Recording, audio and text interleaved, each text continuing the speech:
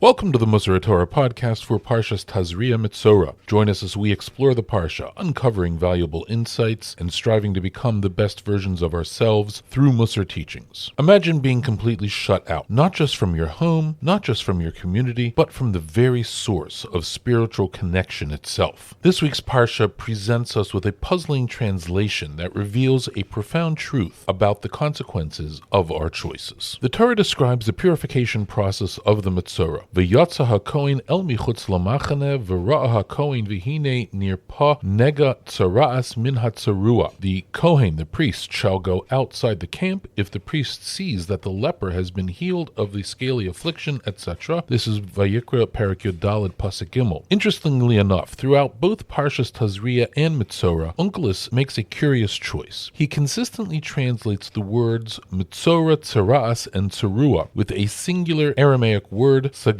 closed or sealed. What could this possibly mean? How does being closed relate to the spiritual affliction of Tzara'as? Rabbi Yonasan Eibeshitz, in his work Divrei Yonasan, offers a chilling explanation. The word sagar here means something far more devastating than just physical isolation. When someone speaks Lashon Hara, their tefillos, their prayers become sealed off, closed from reaching the heavens. The Metzorah isn't just physically separated from the community, they are spiritually cut off as well. Their connection to Hashem has been blocked by their own actions. Think about that for a moment. We stand before Hashem 3 times a day, pouring out our hearts, sharing our deepest needs and aspirations. Imagine those words rising up only to hit an invisible barrier, sealed, rejected, unable to penetrate the spiritual realm. This is the hidden punishment of the Metzorah, a closed channel of communication with the divine. Rav Yeshua Portowitz Shlita points us to another dimension in this closure in his Sefer Yad Hager. The Gemara in Erechim, or Arachin, depending on how you roll, Daf Tezayin Amud Aleph, teaches that the spiritual malady of Tzara'as can result from one of 7 sins. Among them is having what the Chachamim call a tzaras ayin, a stingy eye, a narrow, miserly perspective on sharing with others. Picture someone who has been blessed with abundance. Their home is filled with possessions, their pantry well stocked. A poor person comes to their door seeking assistance, perhaps asking to borrow an item or requesting charity. The homeowner, calculating and cold, turns them away. Their door remains closed. This person has violated the fundamental teaching in Pirkei Avos, Mishnah Hey of Perek Aleph, let your house be open in abundance and let poor people frequent your house. They had the means to help, the opportunity to perform kindness, yet they chose to close their door, and in doing so, closed their hearts. The Nefesh Hager reveals the divine justice in the Metzorah's punishment. Because they closed their door on others, refusing to lend items when asked, they will now be separated from their house entirely, first through seclusion and then through being sent outside the camp, far from all human contact. The closed door becomes a closed dwelling. The refusal to share becomes forced separation. This is measure for measure divine justice in its most precise form. Believe it or not, there's more. The Gemara in Maseches Yoma, Daf Yud Aleph Amud Beis, describes an additional element of this punishment. Hashem requires that all the Metzorah's possessions be taken out of their house and displayed publicly. Everyone can now see exactly what this person has been hoarding, what they could have shared but chose to keep locked away. Their dishonesty is brought into the open. The community witnesses the gap between what they claimed they couldn't afford to give away and what they actually possessed. The closed hand is now forced open, but only to reveal the selfishness that dwelled within. We might ask ourselves, how do we avoid such a fate? How do we ensure our doors and our hearts remain open? The answer lies in cultivating what the Chachamim call an ayin tova, a good eye, a generous perspective. This isn't just about giving when it's convenient or when we have extra.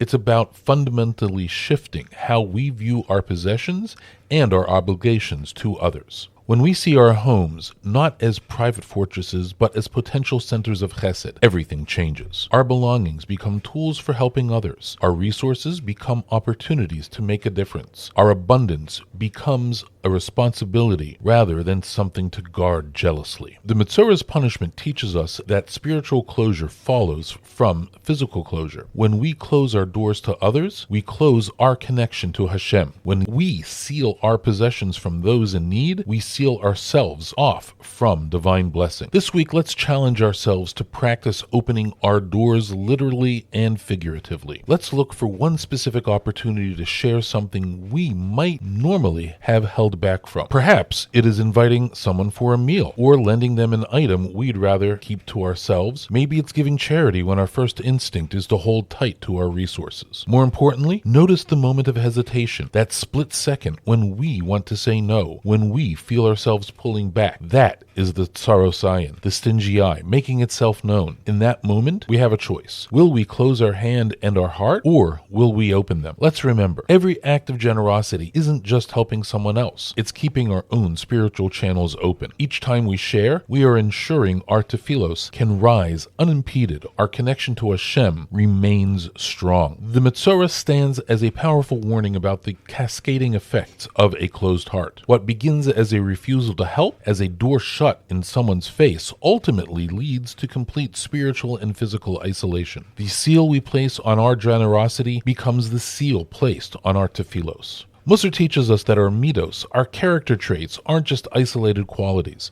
They are interconnected threads that we weave together to create the fabric of our spiritual life. When we cultivate stinginess in one area, it spreads. When we practice generosity, it opens us up in ways we might never expect. The choice is ours. Will we be the people of sagar, closed, sealed, cut off, or will we embody the teaching of Pirkei Avos, keeping our homes and our hearts wide open? Our journey in Musar reminds us that spiritual growth often comes through the most practical actions. Opening our door to a stranger, sharing what we'd rather keep, giving when it feels difficult. These aren't just nice gestures, they are the practices that keep our souls open, our tefillos ascending, and our connection to Hashem vibrant and alive. May we all merit to develop an ayin tova, a generous eye that sees beyond our own needs to the needs of others. May our homes become centers of chesed, our possessions tools for kindness, and our hearts always open to both giving and receiving bracha. Thank you for listening to this episode of the Torah podcast. May we grow in generosity, deepen our connection to Hashem,